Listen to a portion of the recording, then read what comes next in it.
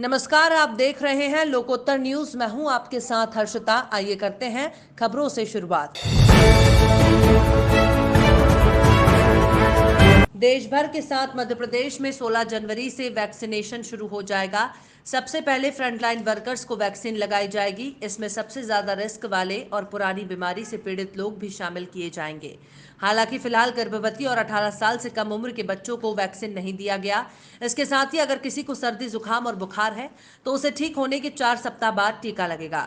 ये बात चिकित्सा शिक्षा मंत्री विश्वास कारंग ने शुक्रवार को टीकाकरण कार्यशाला के दौरान कही। उन्होंने कहा कि प्रदेश के सभी अधिकारियों ने निश्चित समय में कोल्ड चेन को ईमानदारी से विकसित किया। पहले फेज में 4,16,000 लोगों को टीका लगाया जाएगा। 3,31,000 सरकारी क्षेत्र के स्वास्थ्य कर्मी हैं, शेष निजी क्षेत्र के हैं। वैक्सीन को लेकर नकारात्मक बातें नहीं फैलाएं। वैक्सीन के माध्यम से ही कोविड को हराया जा सकता है। और अब जब से ये कोरोना महामारी जिसने पूरी दुनिया को हिला दिया, उससे लड़ने की जब बात हुई तो निश्चित रूप से नरेंद्र मोदी जी के नेतृत्व में हिंदुस्तान ने अपना नाम पूरी दुनिया में रोशन किया। अभी जैसे संजय गोयल जी बता रहे थे कि अमेरिका या ऐसे पश्चिम के देश जो अपने आप को बहुत विकसित होने का दावा करते हैं, उन्होंने इस बात का दावा किया था कि हम तो इस महामारी से निपट लेंगे। और 137 करोड़ का देश हिंदुस्तान, जो भौगोलिक दृष्टि से बहुत विषमता रखता है, उसका क्या होगा। पर मुझे इस मंच से नरेंद्र मोदी जी को और केंद्र की सरकार को बधाई देने में बहुत प्रसन्नता हो रही है कि चाहे कोविड की लड़ाई में साइंटिफिक तरीके से लॉकडाउन लगाना हो, उस लॉकडाउन को पूरी समाज में स्वीकार्यता पैदा करनी हो, उस लॉकडाउन को बहुत साइंटिफिक तरीके से विड्रॉ करना हो, जो डिलेड हो गई हमारी अर्थव्यवस्था है उसको फिर से पटरी पर लाने की बात हो, और सबसे महत्वपूर्ण है वैक्सीन बनाना और वैक्सीन बनाने के बाद वैक्सीन को लगाना।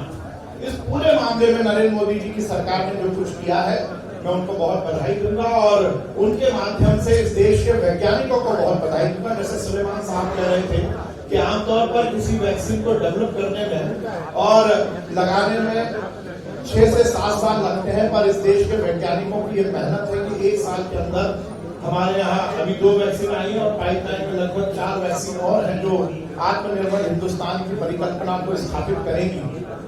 मैं बहुत बधाई दूंगा। जैसा प्रभु राम जी ने कहा कि हमारी तैयारी पूरी हो चुकी है। इस पूरे मामले में इस देश की सरकार को मैं एक बात पर और बधाई दूंगा कि लोकतंत्र में जिस प्रकार से फेडरल सिस्टम को मजबूत करने की जो परिभाषा होती है, उसको भी सरकार ने पूरी तरह प्रतिपादित किया है। बड़े भाई के रूप में केंद्र की सरकार ने गाइडलाइन दी और देश के सभी राज्यों ने छोटे भाई के रूप में उसको स्वीकार किया, उस गाइडलाइन का पालन किया। और उसी का प्रभाव है कि आज हमारे साथ डॉक्टर हर्षवर्धन केंद्रीय मंत्री जी, जिनके नेतृत्व में हम सब काम कर रहे हैं, उन्होंने ये बात कही कि अब देश में हम देख रहे हैं कि कोविड का असर कम हुआ है, तो निश्चित रूप से हर राज्य ने मेहनत की। गाइडेंस हमें केंद्र सरकार की, चाहे आईसीएमआर की बात करें या बाकी किसी एजेंसी की बात करें, उनका मिला है। और इसी तरह हमें जो वैक्सीनेशन प्रोग्राम है उसको पूरा निष्पादित करने की जो गाइडलाइन मिली है, उसका हमने पूरा पालन करते हुए हमने तैयारी की है। और जब हम वैक्सीनेशन की बात करते हैं तो इसमें सबसे महत्वपूर्ण पहलू होता है कि हमें कोल्ड चेन डेवलप करनी है, क्योंकि हर वैक्सीन का एक नियत तापमान है जिसमें उसको रखा जाता है। उससे कम या उससे ज्यादा तापमान में यदि उसको रखा जाएगा, स्टोर किया जाएगा, तो उसकी जो प्रभावशीलता है उसमें कमी आएगी। इसलिए सबसे महत्वपूर्ण था कि केंद्र सरकार ने जो हमें गाइडलाइन दी कि हम अपनी कोल्ड चेन को डेवलप करें। मैं मध्य प्रदेश के सभी अधिकारियों को बहुत बधाई दूंगा, हमारे डॉक्टर्स को और जिस टीम में लगे हुए सभी लोगों को बहुत बधाई दूंगा कि हमने नियत समय पे ये कोल्ड चेन को पूरी तरह से डेवलप किया। अक्टूबर 2020 में हमें सबसे पहले निर्देश मिला था, यदि मैं गलत नहीं हूं तो। दतिया जिले के प्रवास के दौरान गृह मंत्री डॉक्टर नरोत्तम मिश्रा ने शुक्रवार को ग्राम छता में संविधान निर्माता डॉक्टर भीमराव अंबेडकर की प्रतिमा का अनावरण किया। इस अवसर पर उपस्थित जनों को संबोधित कर डॉक्टर मिश्रा ने कांग्रेस और बसपा पर निशाना साधते हुए कहा कि चुनाव आते ही इन लोगों को बाबा साहब भीमराव अंबेडकर की याद आती है। जब चुनाव निकल जाते हैं, इसके बाद ये बाबा साहब को भूल जाते हैं।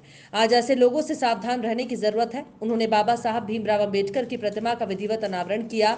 इस अवसर पर पूर्व विधायक आशाराम अहिरवार, भाजपा जिलाध्यक्ष सुरेंद्र बुधौलिया, जिला पंचायत उपाध्यक्ष विनय यादव सहित बड़ी संख्या में ग्रामीण जन शामिल हुए। चुनाव के नाम पर वो स्वाभाविक रूप से बाबा साहब की आड़ में रहते हैं। वो भी कोई बुराई नहीं है लोग, लेकिन चुनाव के बाद तो चिंता करो। अभी आदरणीय कल्याण सिंह रावत जी आदरणीय कह रहे थे कि मैंने बहुत काम कराया गांव में, जो कई सो कराया, और वे हार जाता हूं। जैसे जैसा काम करा तो वैसे वैसे हाथ चल जाता हूं। हालांकि वो कोई बात नहीं है। मध्य प्रदेश के मुख्यमंत्री शिवराज सिंह चौहान ने शुक्रवार को श्री राम जन्मभूमि तीर्थ क्षेत्र निधि संग्रह अभियान के अंतर्गत अयोध्या जी में भगवान राम के भव्य मंदिर निर्माण के लिए विश्व हिंदू परिषद के राष्ट्रीय संगठन मंत्री विनायक राव देशमुख को 1 लाख रुपए का चेक प्रदान किया। साथ ही भोपाल सांसद साध्वी प्रज्ञा ने भी अपने वेतन से 1,11,011 रुपए दिए। भारत भक्ति अखाड़े की ओर से महामंडलेश्वर स्वामी पूर्ण चेतनानंद अवधेशानंद गिरी, जो कि साध्वी प्रज्ञा का ही नाम है, उनकी ओर से 11,11,111 रुपए का चेक भी दिया है। साध्वी प्रज्ञा ने श्री राम जन्मभूमि निर्माण निधि समर्पण अभियान के तहत विहिप के राष्ट्रीय संगठन मंत्री विनायक राव देशमुख को ये चेक सौंपा है। इस अवसर पर साध्वी प्रज्ञा ने कहा कि ये मेरे लिए सौभाग्य की बात है कि मैं भव्य राम मंदिर निर्माण के लिए कुछ कर पा रही हूँ। साध्वी ने कहा कि तेरा तुझको अर्पण क्या लागे मेरा, रामलला हम आ रहे हैं। मंदिर बना रहे कुछ विधर्मियों ने मंदिर को गिरा दिया था। मंदिर गिरने से हम हिंदू अपना अभियान गिरा कर बैठे थे। खजुराहो में आरएसएस विश्व हिंदू परिषद द्वारा आयोजित भगवान राम मंदिर निर्माण के लिए धन संग्रह के लिए कार्यालय के उद्घाटन में पधारे बागेश्वर धाम के महाराज संत श्री धीरेन्द्र कृष्ण शास्त्री ने सभा के माध्यम से लोगों को जहां भगवान राम मंदिर निर्माण के लिए अपने अपने तरीके से सहयोग के लिए प्रेरित किया, तो वहीं संवाददाताओं से चर्चा करते हुए उन्होंने कहा कि उनकी ये यात्रा धार्मिक यात्रा है, ना ही राजनैतिक। आने वाले समय में भी वो अपनी ये धर्म में यात्रा अनवरत जारी रखेंगे। और लोगों को धर्म के प्रति जोड़े रखने के लिए अपना कार्य करते रहेंगे। उन्होंने कहा, राजनीति वाले राजनीति करते हैं और हम धर्म की यात्रा में अपना धार्मिक कार्य कर रहे हैं। अपना अपना काम सभी करें, यही अच्छा है। निर्माण को लेकर के जो आपको जिम्मेदारी सौंपी गई है, उसको आप किस तरीके से निर्वहन कर रहे हैं? भगवान बागेश्वर बालाजी की जय हो, आप सबकी जय हो, राम जी की जय हो, अयोध्या धाम की जय हो। और उसका निर्वहन लगभग मेरी दशा से देखा जा रहा है।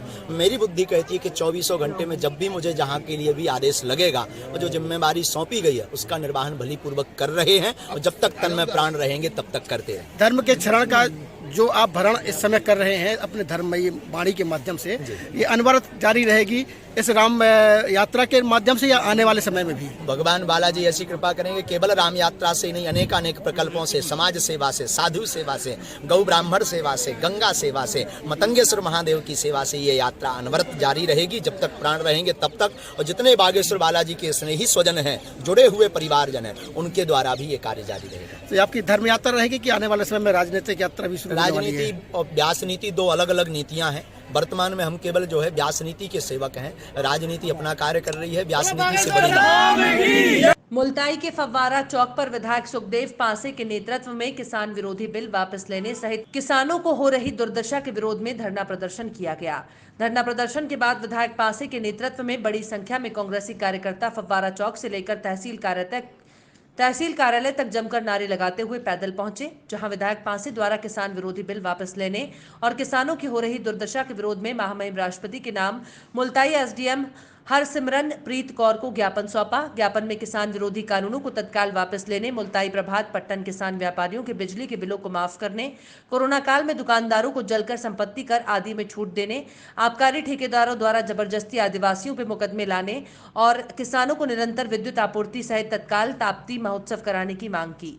इस धरना प्रदर्शन और रैली में मुल्ताई के कांग्रेसी कार्यकर्ताओं सहित बैतूल से भी कांग्रेसी कार्यकर्ता उपस्थित रहे। काला कानून जो वापस लेने के लिए जागरूकता इस देश के किसानों में लाई जा रही है, और ये गंभीर मामला है जिससे खेती किसानी पूरी तरीके से बर्बाद हो जाएगी और आने वाला भविष्य अकर्मण्य हो जाएगा। किसान जब किराए से खेती चलने लगेगी तो आने वाले दिनों में किसान पूरी तरीके से अकर्मण्य होकर मर जाएगा और आने वाली पीढ़ियां हमें माफ़ नहीं करेगी। ये नैतिक जिम्मेदारी हमारी कांग्रेस की भी बनती है, जिसके वापस लेने के लिए हमने ये आज आपको ज्ञापन देने जा रहे हैं। प्रतापगढ़ में लवसेना राष्ट्रीय अध्यक्ष और जिलाध्यक्ष के नेतृत्व में सागवाड़ा विधायक रामप्रसाद डिंडोर द्वारा डॉक्टर रोहित लबाना के साथ अभद्र व्यवहार और मारपीट करने पर उनके खिलाफ कानूनी कार्यवाही और सदस्यता रद्द करने को लेकर महामहिम राज्यपाल और मुख्यमंत्री के नाम का ज्ञापन मिनी सचिवालय में अतिरिक्त जिला कलेक्टर गोपाल लाल स्वर्णकार को दिया गया। ज्ञापन में बताया कि 12 जनवरी 2021 मंगलवार को सागवाड़ा राजकीय चिकित्सालय में कार्यरत डॉक्टर रोहित लबाना को कार्य करते हुए ड्यूटी पर जाकर मारपीट करने और अभद्र व्यवहार करने और जान से मारने की धमकी देने पर अमानवीय कृत्य किया है। एक जिम्मेदार जनप्रतिनिधि द्वारा इस प्रकार का अमानवीय कार्य कर अपने पद की गरिमा धूमिल की है। ज्ञापन में सभी लव सैनिकों ने कहा कि यदि ऐसे विधायक के खिलाफ तुरंत कार्यवाही नहीं की गई तो मजबूरन लव सैनिकों को आंदोलन का रुख अपनाना पड़ेगा। मीडिया प्रभारी दशरथ लबाना ने बताया कि इस अवसर पर लवसेना राष्ट्रीय अध्यक्ष हरीश लबाना, जिलाध्यक्ष ताराचंद लबाना, प्रवक्ता नरेंद्र लबाना, राष्ट्रीय कोषाध्यक्ष राकेश लबाना, राष्ट्रीय संरक्षक नानूराम लबाना सहित कई पदाधिकारी उपस्थित थे। लवसेना लबाना समाज द्वारा सागवाड़ा में सरकारी अस्पताल में कार्यरत रोहित लबाना जो कि ऑन ड्यूटी पर कार्यरत थे और बहुत बेहतरीन सेवाएं दे रहे हैं। एक सागवाड़ा विधायक द्वारा जो कि बीटीपी से बिलोंग करते हैं, उन्होंने ज़बरदस्ती उन पर इल्लीगल आरोप लगाते हुए तानाशाही प्रवृत्ति आपने आज एडीएम साहब को किस विषय में ज्ञापन दिया है? सागवाड़ा विधायक द्वारा लबाना समाज के डॉक्टर रोहित लबाना जो कि ऑन ड्यूटी थे उनके साथ अभद्र व्यवहार करना और मारपीट करने के विरोध में लवसेना लबाना समाज द्वारा आज ज्ञापन दिया गया और अगर इस पर उनके खिलाफ सख्त कानूनी कार्रवाई करने की मांग की गई। अगर उन पर कार्रवाई नहीं की जाती है तो पूरे देश में उग्र आंदोलन किया जाएगा। अभी आपको अधिकारियों ने क्या आश्वस्त किया जो आपने ज्ञापन दिया? अधिकारियों से इस विषय में हमारी चर्चा हुई। उन्होंने कहा कि हम संबंधित ज्ञापन को आगे पहुंचाकर उचित कार्रवाई की जाएगी। खबरों में फिलहाल इतना ही। और भी खबरों के अपडेट्स के लिए आप देखते रहिए लोकोत्तर न्यूज।